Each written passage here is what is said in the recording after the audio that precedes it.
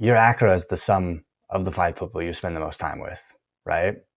Your how you're going to be judged on judgment day is the sum of the 5 people you spend around with, because those 5 people are going to influence you so drastically that you couldn't even comprehend. And I know for reverts, specifically talking to a lot recently with this podcast, many people will go back to their hometown for a little bit or go back to where they grew up, and they notice immediately they're pulled back into everything that they wanted to leave because of how easily people are influenced. And especially younger guys, we're very impressionable, right? It's very easy to mold to the people around you. So I think it's very crucial that you're hyper diligent about who you allow into your circle. I'm the exact same way, right? I think if you have 15 friends, I would say to anyone, you should evaluate who those 15 people are. Most people who are really on it, they've got 2 friends. They got 1 friend, they got 3 friends.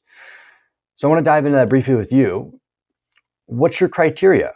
What type of people do you want in your circle, and why do you want those people in your circle? And then on top, what type of people do you not want in your circle?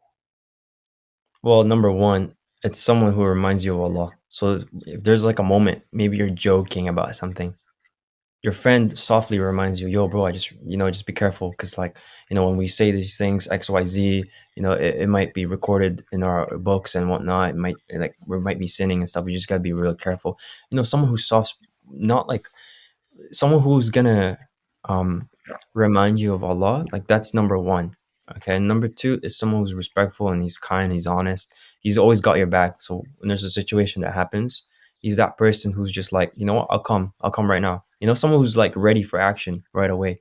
I need somebody like that. That's the person I want to be surrounding myself with.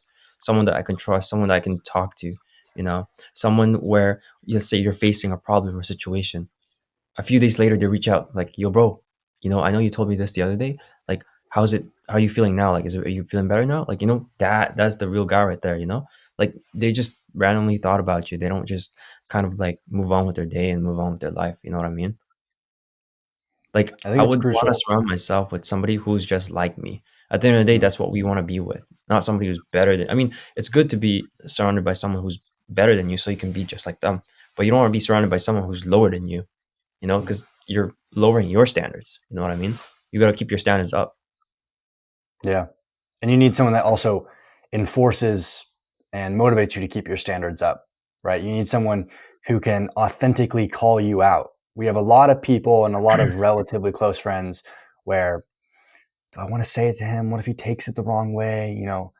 You need friends where Honest, right? you can give them real genuine criticism, and they can give you real genuine criticism, and it's from a place of love, right? Mm-hmm. Because a lot of times, especially if we're sinning or if we're dealing with a struggle, the only people we're ever going to really listen to is the people who are very close to us and we trust, not some people on the Yes. Yeah. internet, not some haram police, not some people going on about Yeah. your beard and Aki, where's your beard, where's your beard.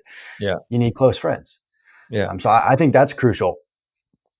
I heavily agree with you. Yeah. Hmm. Do you struggle with, like, in the beginning as well yourself, when when it comes to friends, or did you have to drop your friends off, or? I've always been very, very diligent about who I allow in my circle. So when I reverted to Islam, I was living in a Muslim country. So like immediately it was pretty easy for me to Okay. stay around good Muslims. My business partner was a Muslim. But I think one of the biggest downfalls of people in general is surrounding themselves with the wrong people. Like Mm-hmm. I will be hyper the amount of people that I've cut out of my life just because they've got this negative thing or it's wrong. You have to eventually put yourself first, right? Yeah. That's one of the 100%. times you have to put yourself first, because we always, oh, but I like them, I grew up with them. If the person's making your life worse, you got to cut them out of your life. Yeah. That's my opinion. 100%.